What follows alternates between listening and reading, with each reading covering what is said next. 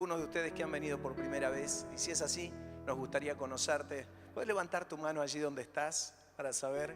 Quizás has venido con alguna familia allí. Muy bienvenidos. Muy bien, Dios los bendiga. Qué lindo. ¿Quién más? A ver. Por allí. Dios te bendiga. Dios te bendiga mucho. ¿Hay alguien más? A ver, ¿me ayudan? Ah, allí. Muy bienvenidas. Dios las bendiga. Qué bueno. Bueno, reciban este fuerte aplauso. ¿Sí?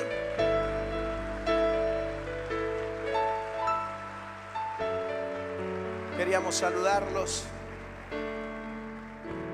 y nos hace mucho bien que compartan esta mañana con nosotros y todas las cosas que están pasando en esta reunión.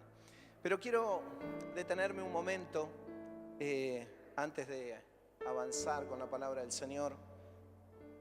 Quisiera pedirles que tengamos un momento para orar, especialmente recién Evelina me traía una petición de oración por una niña que tuvo un accidente anoche y no supimos hasta recién. Se llama Amelín, ¿puede ser? Amelina. Ok. Yo estoy medio sordo y de acá se escucha menos, pero estamos escuchando. Aparentemente esta niña se cayó ayer de un tobogán y tiene una fractura en el cráneo. Está muy complicada, está en terapia, ¿verdad? ¿Podemos orar por ella, iglesia? ¿Puedes inclinar tu cabeza ahí donde estás? Hay toda una familia que está sufriendo muchísimo por la vida de esta pequeña. Va a Estrella de Belén, me dice Marcos. Oremos. Padre, una vez más estamos rogándote por sanidad esta mañana. Tú estás viendo, Señor, todo lo que está pasando con esta pequeña. Nada escapa de tu mano. Y nosotros lo sabemos. Señor, por eso nuestro corazón está en paz en medio de toda circunstancia. Pero queremos rogarte por esta pequeña, Señor, que puedas extender tu mano. Señor, y si tienes propósitos para ella en esta vida, que puedas glorificarte poderosamente, Señor, levantándola de todo ese cuadro, Padre, que ella está sufriendo ahora. En el nombre poderoso de Jesús, nuestro Señor, quien ha hecho en nuestra vida y en miles y millares decenas de milagros, extendemos nuestra fe en favor de esta pequeña en el nombre de Jesús. Y toda palabra de ánimo sea levantando el corazón de esos padres, Señor, y poniendo aún en medio de su dolor la esperanza absolutamente en ti. Señor, tú eres digno de que confiemos plenamente en ti. Y lo hacemos esta mañana en favor de esta pequeña, Padre. Te lo rogamos. Amén y amén. Amén. Bueno, estamos llegando a fin de año. Yo no sé cómo venís vos, pero a mí ya se me están empezando a sentir los 12 meses encima. Con muchas ganas de descansar. Pero este año ha sido un año realmente maravilloso en muchos aspectos. Y un año donde realmente puedo ver el obrar del Espíritu Santo en medio de la congregación. De muchas maneras, el Espíritu Santo está usando tu vida. La ha usado durante todo este año y la seguirá usando. Te ha usado seguramente en tu trabajo, donde vos te movías. Te ha usado en tu casa, en medio de tu familia. Posiblemente algunas de las veces que has sido usado por el Espíritu de Dios, ni siquiera te has dado cuenta, pero Dios ha usado tu vida para llevar oportunamente una palabra, un consejo, algo del Señor. Y todo lo que ha hecho a través de las distintas áreas de la iglesia ha sido algo hermoso. Pero hay algo que Dios reiteradamente nos viene hablando durante este año y que esta mañana estaba orando mucho al Señor buscando que Él trajera aún una palabra de confirmación a mi vida para seguir hablando de este tema, y así fue. Entonces quiero hacer énfasis una vez más esta mañana en esa intención del Espíritu Santo de Dios de hablarnos una y otra vez. Y sabes, yo pienso que cuando Dios tiene una clara intención de que nosotros hagamos algo, tomemos una decisión, Él busca las formas y las maneras de conducirnos para hacerlo. Si tenés que tomar una decisión, pues es importante que vayas a Él en oración, que le pidas y luego que confíes, porque el Señor quiere llevarte a hacer su voluntad y quiere mostrarte su voluntad y quiere hablarte de ella en tu corazón, en tu espíritu. Y luego lo que Dios espera de cada uno de nosotros es que caminemos en esa voluntad que Él nos ha marcado y que Él nos ha enseñado. Y durante todo este tiempo, Dios nos ha venido hablando mucho acerca del cuerpo de Él y de restaurar en medio nuestro, cada vez con un mayor criterio y con mayor fuerza, cada vez con mayor conciencia, el valor del cuerpo. En la Escritura, el Señor usa muchos ejemplos para hablarnos acerca de cómo es su iglesia, cómo es y cómo debemos funcionar. Pero no solo en el Nuevo Testamento, en el Antiguo Testamento. El pensamiento de Dios siempre ha sido el mismo. Y quiero que hoy nos pudiéramos concentrar en un enfoque, en un ejemplo que Dios da acerca de cómo es la iglesia. ¿Y por qué es tan importante? ¿Y por qué Dios viene hablando mucho acerca de esto entre nosotros? Yo creo que es porque fundamentalmente Él tiene un propósito maravilloso para que de alguna forma el Espíritu Santo de Dios se manifieste en medio nuestro de una forma poderosa, gestando algo que Él quiere hacer. La iglesia siempre ha orado históricamente por la unidad, porque tenemos palabras del propio Señor Jesús, ¿sí?, orando al Padre, cuando Él decía que el mundo iba a conocer de su nombre a causa de la unidad de la iglesia. Así que a lo largo de estos más de 2000 años que la iglesia tiene sobre la tierra, el Espíritu Santo ha ido insistiendo e insistiendo una y otra vez en la comprensión de la unidad. Pero más que nunca, este énfasis del Señor se está haciendo notar. Lo estamos escuchando por todos lados. Un énfasis de unidad, un énfasis de caminar en medio de la unidad, un énfasis que tiene que ver con vivir, no solo entender los conceptos de la unidad de la iglesia. Somos un cuerpo y vamos cada vez comprendiendo más esto. Quizás entenderlo de forma consciente nos es bastante sencillo. Lo que nos es difícil es entender cómo cada uno de nosotros interactúa en ese cuerpo, cómo cada uno de nosotros va llevando adelante distintas funciones y cómo funciona el milagro del cuerpo de Cristo, entendiendo que para cada uno de nosotros Dios tiene propósitos y principios. Es un tremendo misterio, porque a veces uno hace énfasis en que la iglesia se mueve a través de ciertos ministerios o ciertas cosas visibles, ¿no es cierto? Por ejemplo, una reunión un domingo a la mañana donde toda la iglesia se congrega.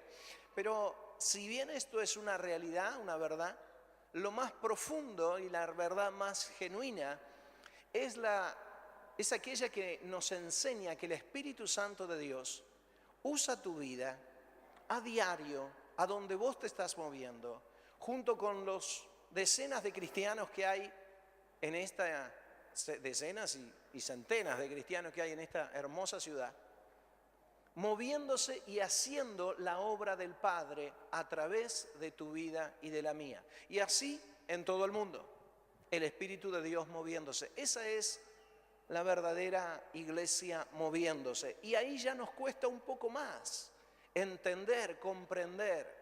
Nos es más sencillo entender conceptos más básicos, más simples. Por ejemplo, la iglesia se reúne, no sé, los miércoles 20 y 30 horas para tener un estudio bíblico. Entonces decimos, bueno, todos los miércoles nos juntamos como iglesia y ahí estamos siendo el cuerpo del Señor. Nos cuesta mucho más, si bien eso también es cierto, entender el funcionamiento completo de toda la iglesia. El domingo pasado hablamos de una serie de principios que el Señor nos dejó. Yo les pedí a las chicas que pusieran una placa. Este era el lema y el título del mensaje y la exhortación de Dios, los unos a los otros, ¿sí? Y había 12 principios que estaban siendo enmarcados y enseñados en la palabra de Dios el domingo, prefiriéndonos los unos a los otros, no juzgarnos, recibirnos, amonestarnos, salúdense los unos a los otros, sírvanse los unos a los otros, sopórtense, sean veraces entre ustedes, aliéntense mutuamente, exhórtense, hospédense unos a otros, abrácense unos a otros, los unos a los otros. Expresiones que ya el domingo pasado explicamos muy bien, o por lo menos en profundidad. ¿Y por qué las puse hoy? Simplemente para que tú puedas recordar de lo que el Señor nos viene hablando. No es que domingo a domingo Dios nos habla de alguna cuestión y luego podemos olvidarla y dejarla en el olvido. Cada cosa que Dios nos enseña es para que nosotros podamos caminar en ellas. Y si Dios nos está enseñando algo, pues nosotros hacemos bien en mirar nuestra propia vida, encontrar qué cosas no están del todo bien y acomodarlas y gozarnos con aquellas cosas a donde sí podemos ver que estamos obedeciendo al Señor, porque es lo mejor que nos puede pasar. El Señor Jesucristo espera de nuestra vida una plena obediencia. Entonces encontrar que estamos haciendo aquello que Él desea es maravilloso. Y hay un énfasis. Ahora, el énfasis de este mensaje la semana pasada tenía que ver con el cuerpo. Y yo quiero hablarles hoy de otro ejemplo que Dios pone para que lo entendamos también. Y la variedad de ejemplos que Dios nos da en su palabra para comprender lo que significa la unidad tiene que ver con que necesitamos mirarla desde distintos aspectos. Un mismo ejemplo no cubre la totalidad de la enseñanza de Dios. Entonces Dios mismo usa diferentes ejemplos. Quiero llevarlos al libro de Amós, allí en el capítulo 3 de Amós, en el versículo 1.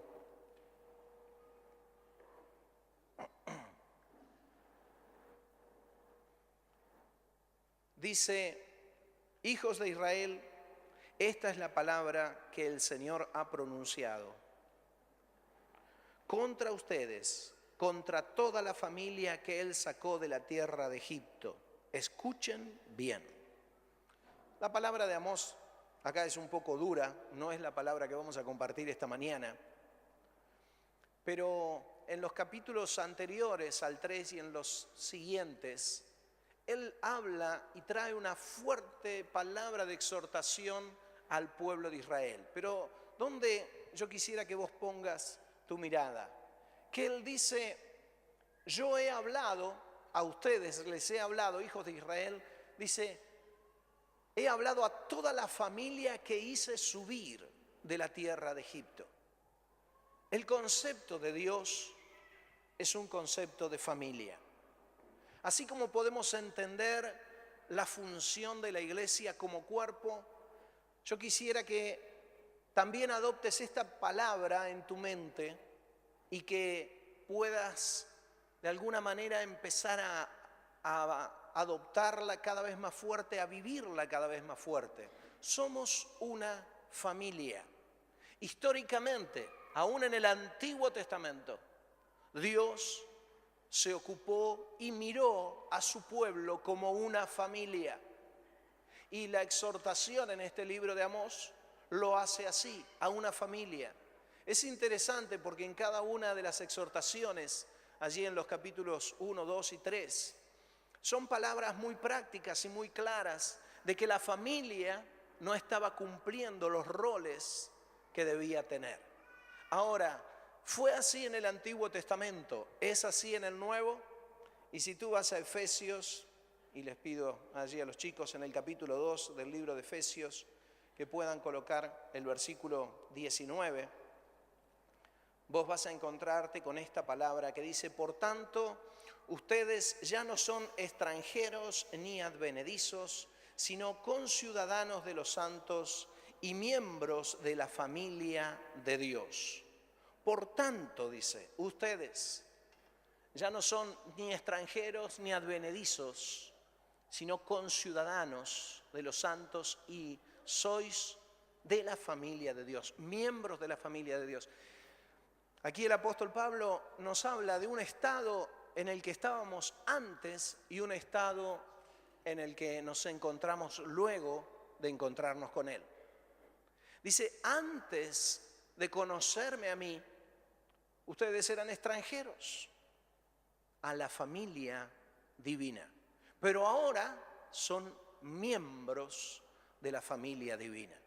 En este mismo libro de Efesios, luego da a Dios el ejemplo nuevamente de cuerpo para entender el funcionamiento de la iglesia, y también da un ejemplo de que la iglesia es como un edificio. Los tres ejemplos son maravillosos, pero concentrándonos en este, somos una familia, una familia. ¿Por qué? A veces nos suena raro o suena raro fuera del ámbito de la congregación llamarnos, saludarnos delante de gente que no conoce, que somos miembros de la congregación, y de pronto uno dice, ¿cómo andás, hermano? Y alguien dice, ¿es tu hermano? No lo conocía. Bueno, sí, es mi hermano, pero no.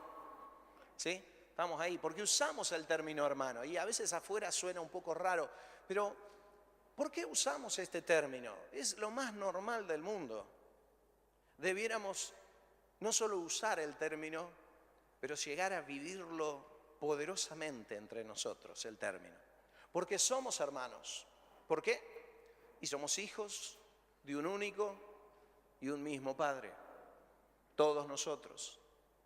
El propio Señor Jesucristo nos llamó a nosotros de hermanos. ¿Dónde estaba puesta la visión del Señor y dónde está puesta la visión del Padre en todo esto? En que comprendiéramos al usar estos términos que ya conformamos una familia en la cual nos relacionamos. Ahora, una de las características precisamente que este término nos ayuda a comprender del funcionamiento de la iglesia tiene que ver con las relaciones. Las relaciones. En medio de una familia uno vive, crece, ¿sí? Va llevando adelante sus proyectos. Pero una familia en sí misma, ¿verdad que no es una actividad? No, tiene otro sentido, tiene otra connotación ser familia. Uno no se junta en la casa bajo un mismo techo todos los días mientras vivís allí en ese hogar con tu madre, con tu padre o con tus hijos quizás, diciendo, bueno, tenemos un proyecto en común todos nosotros, vamos a arreglar la casa, vamos a ampliar este hogar, así que nos juntamos acá y nos pusimos todos de acuerdo para llevar adelante esta actividad, o vamos a comprar varios autos, entonces nos queda bien que nos juntemos y conformemos una familia en pro de este proyecto. ¿Así funcionan las familias? ¿Verdad que no? No tiene nada que ver con las actividades que la familia desarrolla. Es más, lo que es casi seguro es que en medio de una familia que es amplia o numerosa haya muy diferentes tipos de actividades que cada uno de los miembros de la familia desarrolla, totalmente distintos unos de otros. Sin embargo, están en un mismo lugar, con una misma unidad, bajo un mismo techo. ¿Por qué? ¿Porque tienen un proyecto en común? ¿Porque desarrollan actividades? No, porque son familia. El término de familia nos habla no de las cosas que realizamos, sino de la relación que tenemos. Y este término, cuando Dios nos habla de que su iglesia es una familia, nos indica la dirección en la cual el Señor nos está llevando por medio de su palabra. Una dirección que tiene sí un sentido profundo, de que nosotros comprendamos de que debemos relacionarnos profundamente. Cuando, por ejemplo, hablamos de cuerpo, el principio o el concepto es otro, es un principio de funcionamiento, cómo funcionamos.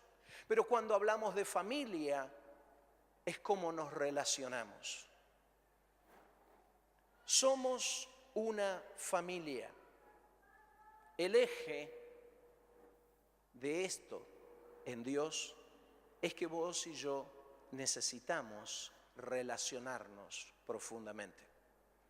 Todos los que estamos acá hemos vivido en una familia, por mayor tiempo, menor tiempo. Alguna familia uno puede decir, bueno, la mía fue bárbara, otro puede mirar hacia atrás y decir, la mía no fue tan bárbara. No sé, la experiencia de cada uno, pero hemos vivido en una familia. Y viviendo en esa familia, lo que hemos experimentado es la relación, no otra cosa. Sí, también la familia desarrolla otros proyectos, sí, también a veces trabaja junta en algún lugar, pero lo que caracteriza a una familia es la relación. Ahora, yo te pido que vos por un momento pienses en esto, hagas foco en esto, decís, somos familia del Señor, Él es nuestro Padre, todos nosotros somos hermanos, necesitamos trabajar fuertemente en las relaciones y pienses en la familia que quizás vos componés o pensás en la familia de tu tío, así un poco más fácil, ¿sí? Yo siempre digo que cuando a veces hay que hacer foco en algunas cosas que nos es un poco confuso, es más fácil mirarlo en el otro. Lo vemos más fácil el detalle en el otro que en nosotros mismos, aunque estemos frente al espejo, ¿no? Esto es así. Ahora, ¿qué es lo que vos encontrás allí? Gracias, chicas. ¿Qué es lo que vos encontrás allí en medio de una familia? Hoy, especialmente. ¿Encontrás un profundo relacionamiento en la familia de hoy? ¿No encontramos una familia muy fragmentada? Cada uno en sus cosas. Cada uno, si es posible, en su propio cuarto, en su propia habitación. Hemos llevado, por una cuestión de confort, ¿sí?, a un modelo que es cultural, de que cada uno tiene su propio espacio en nuestra familia. Pero eso también genera un segundo mensaje que va quedando, que yo soy un individuo y tengo que tener mi independencia del resto. Y hoy vemos cada vez más familias sufriendo tremendamente el poder de la desintegración familiar. Pero eso es cultural. Créeme que cuando uno viaja a otros lugares se encuentra otras culturas con otros modelos de familia, a donde, por ejemplo, todos duermen, ¿no es cierto?, en un mismo lugar. Hay muchos lugares en el mundo y muchas culturas que son así, aún en nuestro propio país, ¿sí? Entonces, el modelo de familia no es tanto si cada uno duerme en un cuarto separado o comparten un mismo espacio, porque eso ya es cultural y la Biblia no nos habla de eso, pero sí nos traduce el concepto de relación. Hoy, como nunca, vemos una tremenda separación en medio de los intereses de la familia. Lo importante no es la relación que la familia tiene. Se hace énfasis especialmente en nuestra cultura y en este lugar donde nosotros vivimos, en Argentina. Se hace énfasis en las actividades. Entonces el padre tiene sus actividades, la madre tiene las suyas y los hijos cada uno va buscando las suyas también porque van aprendiendo de sus propios padres y van aprendiendo de familias vecinas.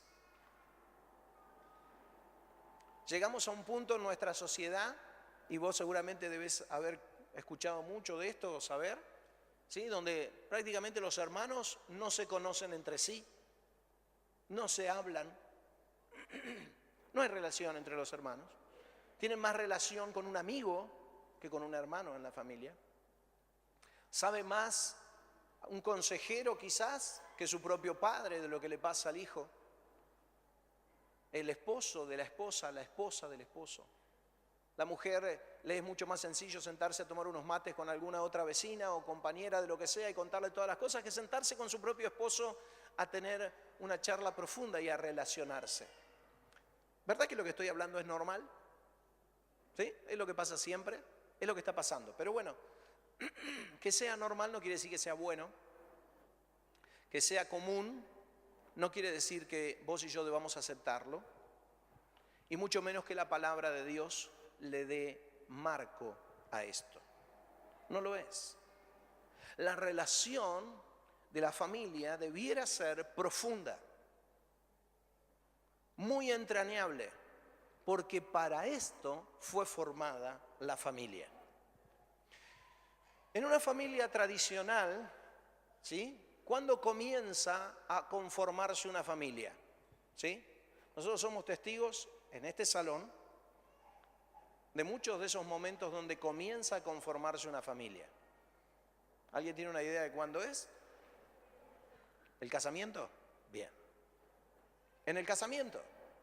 El casamiento es un acto simbólico, externo, ¿sí? Pero es un símbolo y es un pacto que realiza el hombre y la mujer, declarando que a partir de ahí serán el uno para el otro, deseando en el Espíritu que Dios los una realmente, ¿sí? Bajo su bendición, para luego conformar una familia y comenzar a gestar y relacionarse profundamente. Dios dice que del fruto de ese hombre y de esa mujer va a descender no solo sus hijos, pero todo aquello que ellos van a realizar será producto de glorificación de su nombre.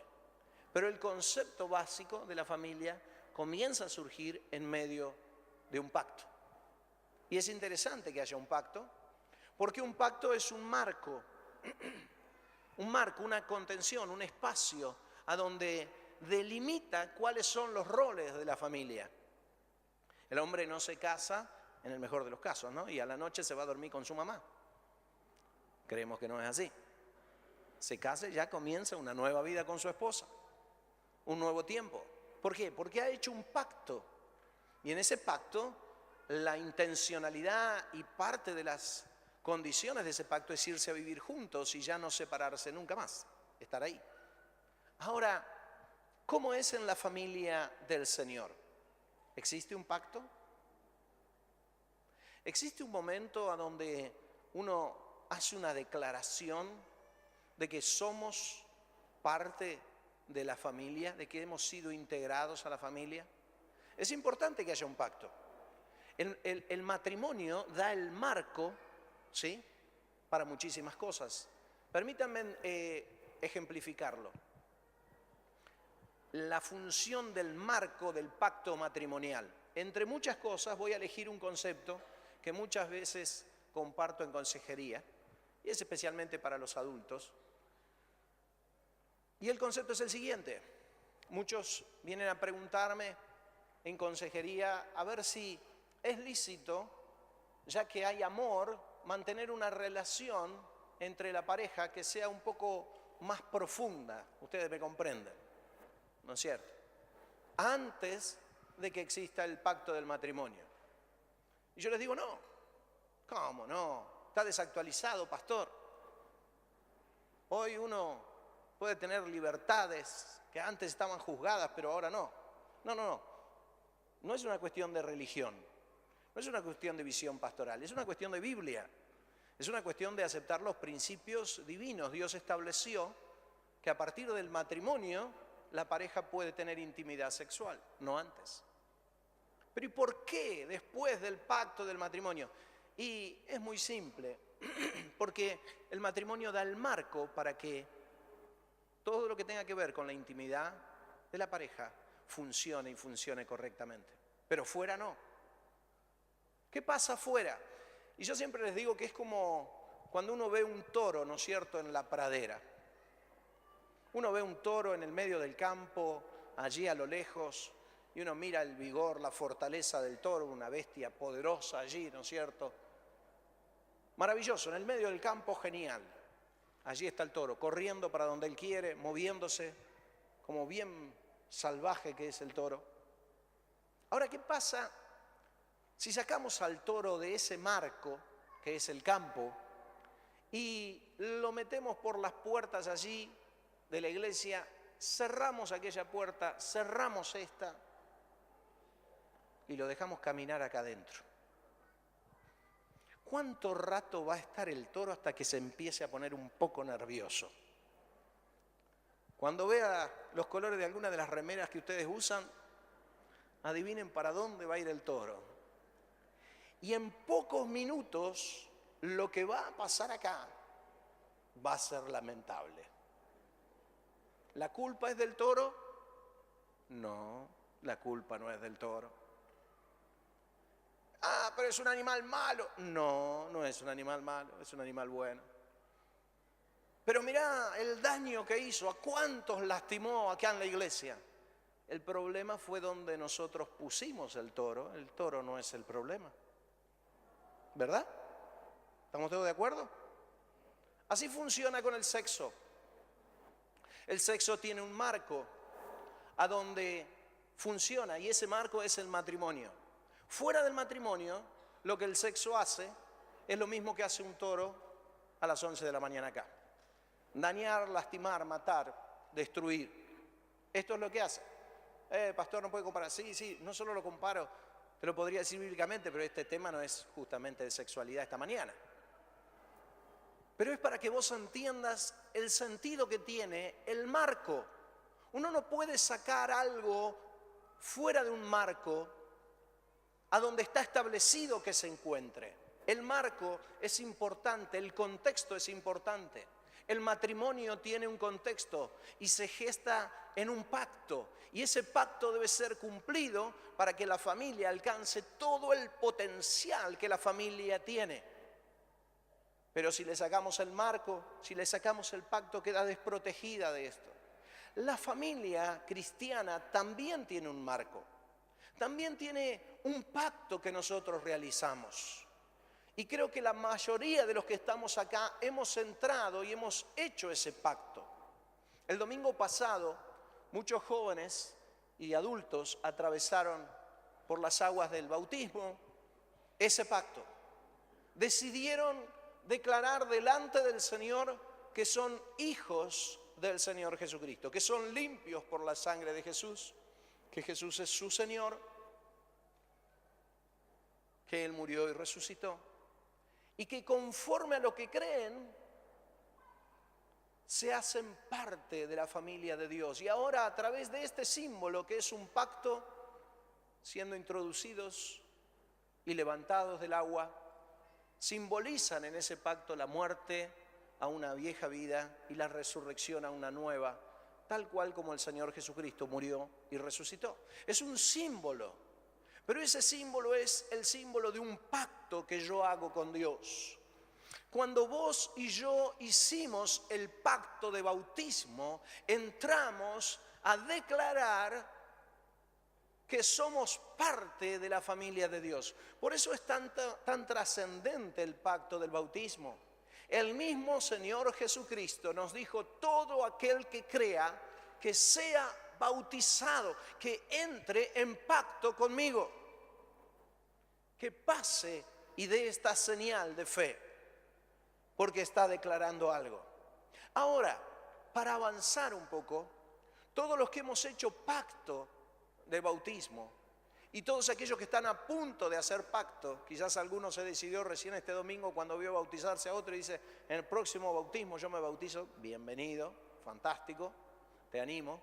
Allí por el final de marzo, no sé, Bocha, ¿dónde está? ¿Cuál es la fecha?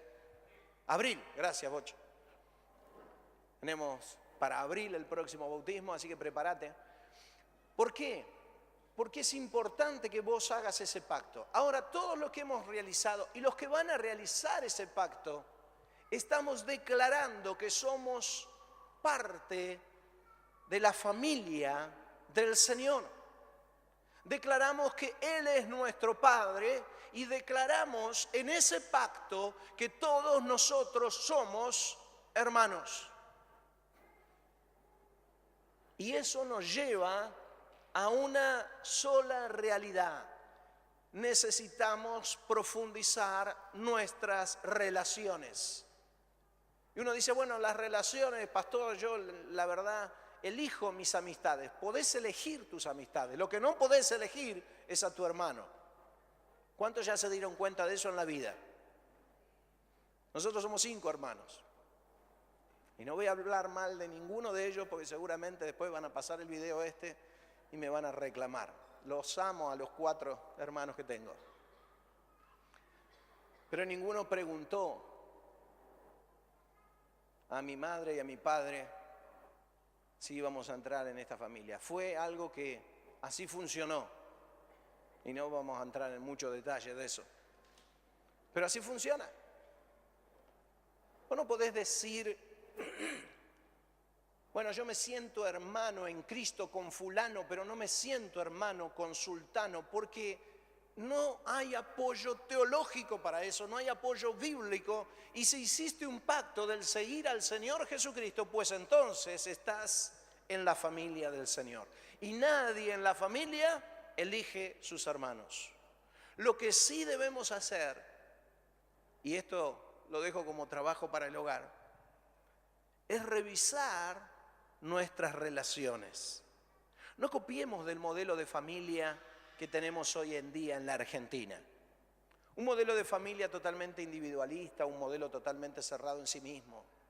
Entendamos el modelo de familia de Dios. Si me permitís, si fuéramos nuevamente al libro de Amós, no lo vamos a hacer porque es extenso, vemos que Dios reclama cosas a todo el pueblo de Israel en las que algunos fallaban en unas y otros pueblos fallaban en otras tribus de la familia del pueblo de Dios. Pero la exhortación de Dios fue a toda la familia que saqué de Egipto. No hay excepción. Porque como Dios nos ve, es como una familia, es más, su familia. Yo sé que acá hay muchas madres y seguramente muchas de ustedes han experimentado las discusiones entre los hijos. Yo hasta ahora no he tenido ese problema porque mi hija no tiene con quién discutir. Es hija única, entonces no tenemos ese problema. Pero a otras hijas que hemos adoptado e hijos, sí la he visto discutir a la mía, ¿sí? No llega a grandes cosas porque después se van de la casa, pero yo sé que cuando conviven los hermanos, y eso ya por experiencia propia, podemos llegar a tener discusiones terribles, a no querer mirarnos, a querer decir, vos ya no existís más para mí. Pero la verdad, eso es algo irreal. ¿Por qué? Porque la misma sangre que corre por tus venas, corre por ellos. Por eso hablamos de lazos sanguíneos en la familia. Ahora, en la familia espiritual, uno puede decir, bueno, pero no tenemos esos lazos sanguíneos. Claro, porque es espiritual, ¿sí? Pero en una de las comparaciones que Jesús hace sobre la familia de Dios y sobre el cuerpo, Él se compara con una vid, ¿sí? Él dice, yo soy la vid y vosotros sois los pámpanos, ¿sí? Todo aquel que está unido a mí, permanece en mí y tiene vida y da fruto, dice, pero si no, si es cortado, se seca. ¿Sabes por qué un pámpano que se corta se seca? ¿Qué es lo que deja de correr por el tallo? La savia, ¿verdad? Muy bien. En esta comparación que Dios hace, que Jesús hace sobre Él y y nuestra relación plenamente unida unos con otros nos habla de algo que corre por entre medio de nosotros y a través nuestro, que nos nutre, que nos hace dar fruto, que nos hace crecer, expandirnos. Esa savia espiritual, ¿sí?, la podríamos llamar, sin temor a equivocarnos, aunque es solo un ejemplo, el Espíritu Santo de Dios. Porque el mismo espíritu que fluye del tronco va hacia las ramas y da vida a las ramas. Y cuando alguien se corta espiritualmente y pierde relación con el Señor es cuando corre el riesgo, ¿sí?, de secarse. Pero eso tiene que ver con la relación con el Espíritu Santo de Dios. Así que, aunque no quizás cumpla todos los aspectos del ejemplo, sí sirve para lo que yo quiero decirte. Que si con un hermano de sangre corre la misma sangre de la familia, con un hermano del cuerpo de Cristo corre el mismo espíritu entre nosotros. Por tanto, tampoco podés elegir si vas a ser o no vas a ser mi hermano. Queda descartado. Somos hermanos unos con otros. Y el libro de Efesios hace énfasis, y todo el Antiguo Testamento, y si vos querés recorremos todo el Nuevo Testamento, haciendo este énfasis de familia. Y vos y yo necesitamos entender no solo cómo funcionamos como iglesia, sino entender que somos una misma y única familia y que necesitamos relacionarnos, porque el concepto de familia nos lleva directamente a la idea de relación entre nosotros, no de lo que hacemos. Un ejemplo nos lleva a lo que hacemos, otro ejemplo nos lleva a cómo funcionamos, pero este ejemplo y esta realidad espiritual nos lleva a que debemos relacionarnos profundamente entre nosotros. No podemos elegirnos. Yo a este no lo voy a elegir como hermano. Somos hermanos de la familia del Señor. El pacto que hemos hecho en el bautismo da señal de esto. Ese pacto ratifica que Jesús murió en la cruz y derramó su sangre para limpiar nuestros pecados. Y así como limpió mis pecados, limpió tus pecados y nos incorporó a la familia de Dios. Lo que dice Efesios, somos miembros de la familia del Padre. Y de aquí en más, vos y yo lo que necesitamos es revisar nuestra relación con nuestros hermanos. ¿Por qué? Porque somos familia. ¿Sí? ¿Aceptamos esto? Mirá que al aceptarlo y al declararlo, vos también estás tomando el compromiso de tener que relacionarnos. Pero pastor, ¿cómo funciona todo esto? Es medio complejo, ¿no? Hay muchos que yo de aquí ni siquiera conozco, pastor. Está bien, lo entiendo. Volveme a la placa, puede ser, donde están los 12 puntos. Y con eso terminamos. Yo puedo entender que vos y yo nos cueste relacionarnos. Puedo entender que se demore, porque es lógico que puede ser así, el relacionarnos entre nosotros. Lo que no debe existir es la falta de interés en hacerlo. No. Puede que no tengamos todo el tiempo del mundo. Ahora, en un rato más, muchos van a pasar, ¿sí?, para estar compartiendo este almuerzo de fin de año. Quiero agradecerles a todos aquellos que avisaron con tiempo y créanme que la idea era que estuviera toda la iglesia, pero es necesario que se organice eso, ¿está bien? Los asadores están muy preocupados porque hay una cierta cantidad comprada en función de los que habían confirmado el almuerzo y luego se suma gente que a último momento, viste cómo somos los hermanos, ¿sí? Vos haces un asado con uno o dos y cae el cuarto y te dice, che, yo voy también. Y vos decís, bueno, loco, traete unos chorizos o algo, porque... Pero entre hermanos, ¿no es cierto?, que esto pasa. Pero imagínate que haces un asadito donde no es uno más o dos que vienen a la familia, donde son 100, 120 más, ¿no es cierto? Se complica. Los asadores pobres están allí trabajando muchísimo. Y quiero rogarte para los próximos asados que por favor te anotes con tiempo, ¿sí? Porque deseamos que todos y cada uno de nosotros esté. Acá no es una cuestión de quién es familia o quién no. Somos todos familia, pero somos un poquito desorganizados, ¿está bien? Entonces necesitamos organizarnos. Pero aún en estos detalles nos habla de que somos familia. Vos decís, bueno, no sé qué pasó, me peleé con uno, me peleé con otro. A veces, ¿sabes qué? Se toma la decisión de cambiarse de congregación. Eso es válido, digamos, no hay conflicto. Yo no tengo mucho problema con eso. El problema es que donde vos vas, también allí son tus hermanos. Y los que dejás, en este caso aquí, seguimos siendo tus hermanos. No hay manera de romper el vínculo de familia, porque no hay manera de cambiar de padre.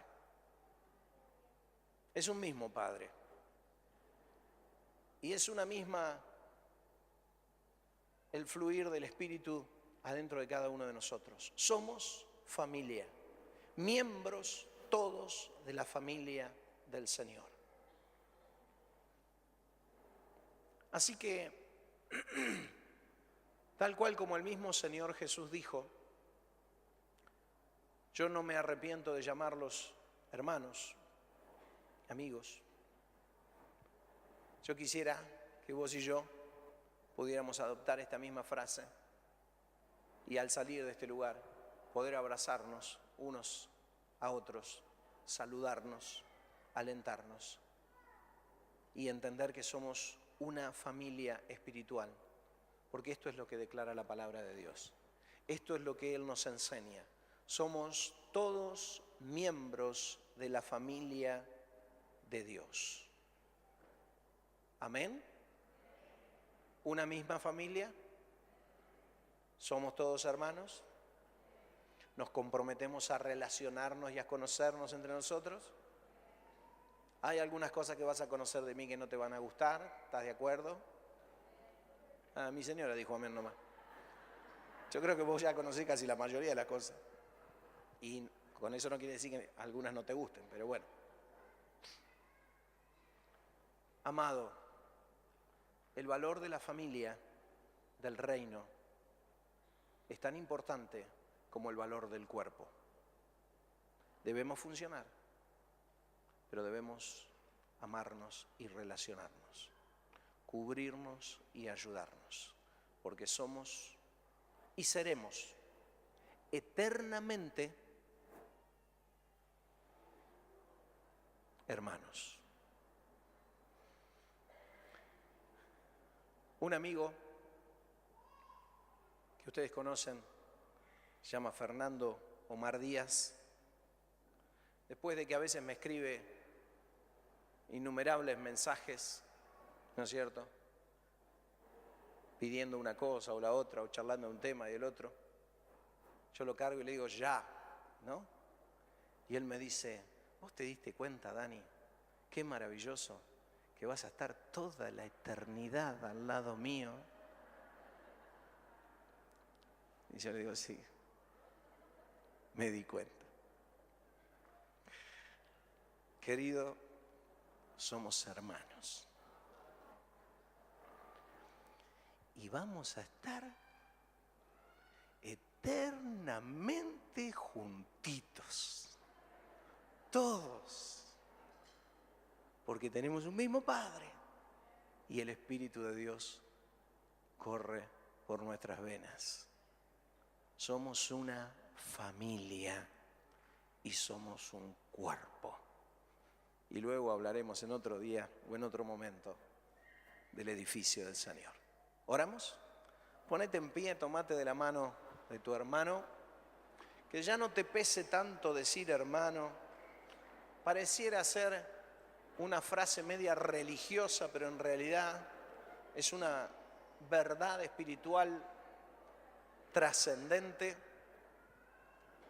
¿no es cierto? Y oramos al Señor. Alguno que suba acá, yo estoy solo como loco malo. Bajo yo, muy bien, gracias Nico. Acá las dos chicas que tengo acá a la par, están tomaditas de la mano. Miren esto, miren. ¿Viste? Tomaditas de la mano. Señor, gracias. Gracias por este valor maravilloso que nos has dado. Señor, nos has hecho tu familia. Nos has hecho tus hijos y somos todos hermanos, Señor. Gracias, gracias, gracias. Te rogamos, Señor, que puedas levantar nuestros ojos a toda visión especial de cómo debe ser nuestra familia, Señor. Cada vez más entrañable, cada vez más con lazos más fuertes, cada vez preocupándonos más los unos por los otros, abandonando todo individualismo, toda cosa, Señor, personal, y fluyendo, Señor, hacia una vida de familia profunda. No solo nosotros, Señor, sino con todos nuestros hermanos de esta bendita ciudad. Señor, que el sábado que viene, a la noche, cuando estemos aquí reunidos en este culto unido, podamos disfrutar todos juntos, junto a los hermanos de todas las iglesias, declarando que somos una familia. No cualquier familia, la familia de Dios, la familia de Dios. ¿Cuántos están fuera aún de esta familia, Señor? Pero tú ya nos has puesto dentro. Y como familia, resguardados, protegidos, llenos del amor que tú nos das para que fluya en medio nuestro, queremos abrazar a otros que aún no son de tu familia, rodearlos, cubrirlos, enseñarles que la sangre de tu Hijo Jesús también se vertió por ellos y sumarlos a nuestra familia. Gracias. Gracias por esta bendita, preciosa y maravillosa familia que somos. Te amamos, Padre. Te amamos, te amamos, te amamos. Y así como estamos unos a otros, Señor, nos bendecimos. Señor, alza tu rostro sobre nosotros, Señor, y pon en nuestro corazón paz. Haz resplandecer, Señor, esta semana tu rostro sobre tu familia y llénanos de misericordia. Señor, bendícenos y guárdanos. Te amamos y te glorificamos. Amén y amén. Dios los bendiga ricamente.